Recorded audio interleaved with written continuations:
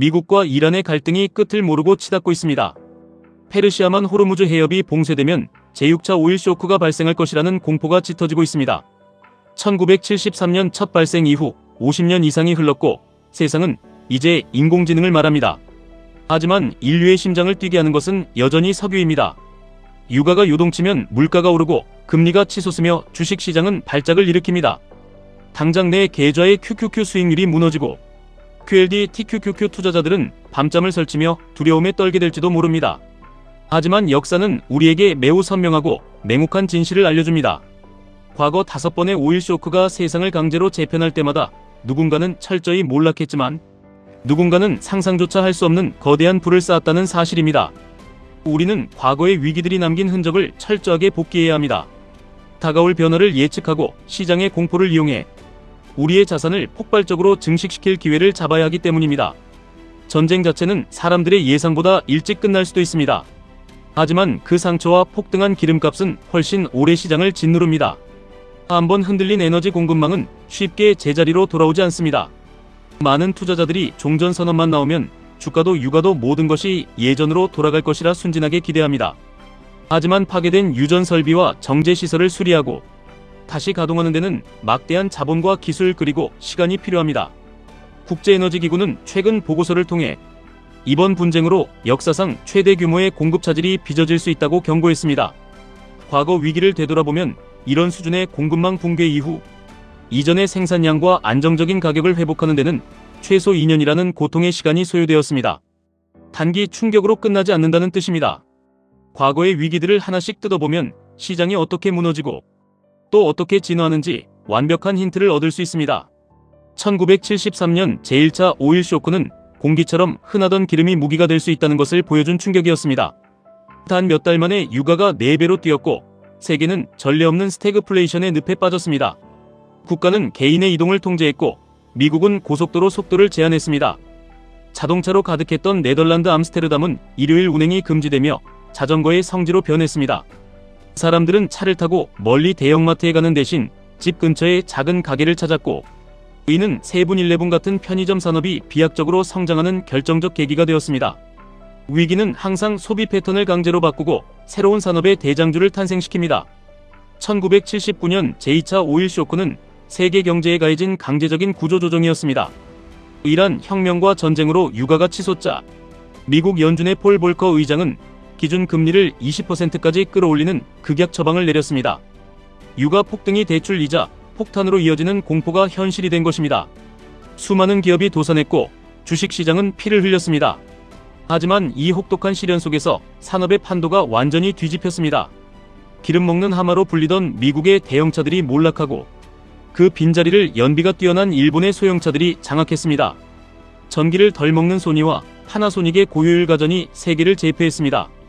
위기가 닥치면 시장은 에너지를 낭비하는 기업을 무자비하게 죽이고 효율성이 높은 기업에게 모든 자본을 몰아줍니다.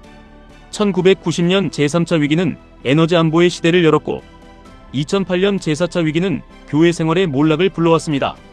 치솟는 출퇴근 기름값과 이자를 감당 못한 중산층이 무너지며 서브프라임 모기지 사태의 뇌관이 되었습니다. 하지만 너무 비싸진 기름은 언제나 새로운 기술을 부릅니다. 미국은 셰일 오일 혁명으로 세계 최대 산유국이 되었고 대체 에너지 연구가 폭발했습니다. 2022년 제5차 쇼크는 러시아와 우크라이나의 전쟁으로 촉발되었습니다. 유럽은 살아남기 위해 태양광 풍력 원자력에 사활을 걸었습니다. 친환경이라는 낭만적인 명분이 아니라 국가의 생존을 위한 에너지 자립이라는 절박함이 투자를 끌어올렸습니다. 에너지는 이제 단순한 상품이 아니라 국가의 운명을 가르는 무기가 되었습니다. 이 5번의 오일 쇼크는 소름이 돋을 정도로 똑같은 패턴을 반복하며 우리의 삶을 무너뜨렸습니다. 첫 번째로 운송비가 상승합니다. 두 번째로 거의 모든 품목의 물가가 폭등합니다. 세 번째로 물가를 잡기 위해 중앙은행이 금리를 무자비하게 올립니다. 네 번째로 이자, 부담에 짓눌린 사람들의 소비가 위축되고 기업은 구조조정과 해고를 시작합니다. 바로 이 네 번째 단계까지가 주식시장이 가장 끔찍하게 붕괴하는 구간입니다. 물가와 금리 상승의 직격탄을 맞는 기술주들이 폭락하며 QQQ는 끝없이 흘러내리고 레버리지를 쓰는 QLD, TQQQ 계좌는 반토막을 넘어 처참하게 녹아내릴 것입니다. 사람들은 공포에 질려 주식을 집어던지고 시장을 떠납니다. 하지만 진정한 부의 기회는 바로 그 다음 단계에서 열립니다. 5번째 단계에 접어들면 사람들은 살아남기 위해 삶의 방식을 바꿉니다. 기업은 극한의 효율을 짜내지 않으면 도산합니다. 그리고 마지막 6번째 단계에 이르면 에너지를 가장 덜 쓰고 비용을 가장 획기적으로 줄여주는 새로운 기술과 산업이 등장하며 세상의 판을 완전히 지배하게 됩니다. 아날로그 시스템이 죽고 디지털과 고효율 시스템이 승자 독식의 구조를 완성하는 것입니다. 우리가 마주할 제6차 오일 쇼크는 과거와 차원이 다릅니다. 과거의 석유가 공장을 돌렸다면 지금의 석유는 데이터 센터와 인공지능을 작동시키는 두뇌의 에너지입니다. 세상이 열광하는 인공지능은 어마어마한 양의 전기를 집어삼킵니다. 유가 폭등은 곧 전기요금 폭등이며 이는 곧 인공지능을 구동하는 기업들의 처리 비용이 폭발한다는 뜻입니다. 에너지가 끊기면 금융행정통신 등 사회의 모든 시스템이 정지되는 디지털 블랙아웃을 걱정해야 합니다. 한국처럼 전력망이 고립되어 있고 반도체나 배터리 등 전기를 물쓰듯 하는 산업에 의존하는 나라는 그 충격이 상상을 초월할 것입니다. 그렇다면 이 참혹한 위기 속에서 우리는 왜 QQQ, QLD, TQQQ를 부여잡고 있어야 하는가? 이 질문에 대한 답이 여러분의 인생을 바꿀 것입니다. 에너지가 부족하고 비용이 천정부지로 치솟는 세상에서 기업과 국가가 살아남을 수 있는 유일한 방법은 생산성을 극대화하고 자원 낭비를 제로로 만드는 것뿐입니다. 그리고 그 극한의 최적화를 가능하게 하는 유일한 도구가 바로 빅테크의 기술력입니다. 전기를 덜 먹는 고효율 인공지능 칩을 설계하고 방대한 데이터를 가장 적은 비용으로 처리하는 클라우드 시스템을 제공하며 인간의 노동력을 대체하는 자동화 소프트웨어를 만드는 기업들이 나스닥의 최상단을 차지하고 있습니다. 위기가 오면 어설픈 기술을 가진 2등, 3등 기업들은 치솟는 유지비를 감당하지 못하고 파산합니다. 하지만 애플, 마이크로소프트, 구글, 엔비디아 같은 기업들은 막대한 현금으로 자체적인 친환경 발전소를 짓고 최고급 인재를 싹쓸이하며 시장의 점유율을 독식합니다. 위기가 닥치면 전 세계의 자본은 가장 안전하면서도 세상을 구원할 유일한 해답을 가진 나스닥 1등 기업들로 미친 듯이 몰려들게 되어 있습니다. 오일 쇼크가 만들어낸 거대한 공포가 시장을 덮칠 때 주가는 당연히 폭락할 것입니다. 이때 QLD, TQQQ를 들고 있다면 심장이 찢어지는 고통을 느낄 수 있습니다. 내 자산이 순식간에 녹아내리는 것을 보며 잠을 이룰 수 없을 것입니다. 하지만 여러분 반드시 기억하셔야 합니다. 주가가 폭락하는 그 순간에도 세상은 빅테크의 기술 없이는 단 하루도 돌아갈 수 없습니다. 오히려 위기가 깊어질수록 구시대적인 산업은 파괴되고 나스닥 혁신 기업들에 대한 의존도는 기하급수적으로 높아집니다. 금리가 오르고 물가가 뛰어 주가가 반토막이 나는 그 시기는 시장이 이 위대한 기업들의 주식을 비정상적인 헐값에 던져버리는 역사적인 박앤세일 기간입니다.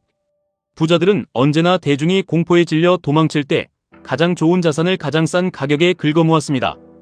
당장 내일 호르무즈 해협이 막히고 유가가 $200를 돌파할지도 모릅니다. 언론은 연일 경제 붕괴를 떠들고 계좌의 파란불은 여러분의 멘탈을 갉아먹을 것입니다. 레버리지의 변동성은 여러분을 벼랑 끝으로 몰아세울 것입니다. 하지만 역사는 반복됩니다. 위기는 반드시 끝이 나고 인류는 결국 혁신을 통해 새로운 번영의 시대를 엽니다. 폭락의 고통을 견디고 그 잿더미 속에서 끈질기게 주식을 모아가는 사람만이 훗날 펼쳐질 폭발적인 상승장의 과실을 온전히 독차지할 수 있습니다. 시장이 무너진다고 두려워하지 마십시오. 오히려 그 공포를 환영해야 합니다. 평범한 사람이 계층을 뛰어넘을 수 있는 기회는 오직 세상이 요동치고 자산 가격이 붕괴하는 혼란의 시기에만 찾아옵니다. 우리의 삶을 강제로 바꾸는 이 거대한 에너지 위기 속에서 세상을 구원할 해결책은 오직 나스닥에 있습니다. 흔들리지 않는 굳건한 믿음으로 시장에 머무르십시오. 공포에 짓눌려 주식을 파는 순간 여러분은 영원히 구시대의 패배자로 남게 됩니다. 위기를 기회로 바꾸는 용기만이 여러분을 진정한 경제적 자유로 이끌어줄 것입니다. 시대의 거대한 흐름에 올라타 당신의 자산을 증명해내시길 바랍니다. 지금까지 1분 투자 하이젠버그였습니다.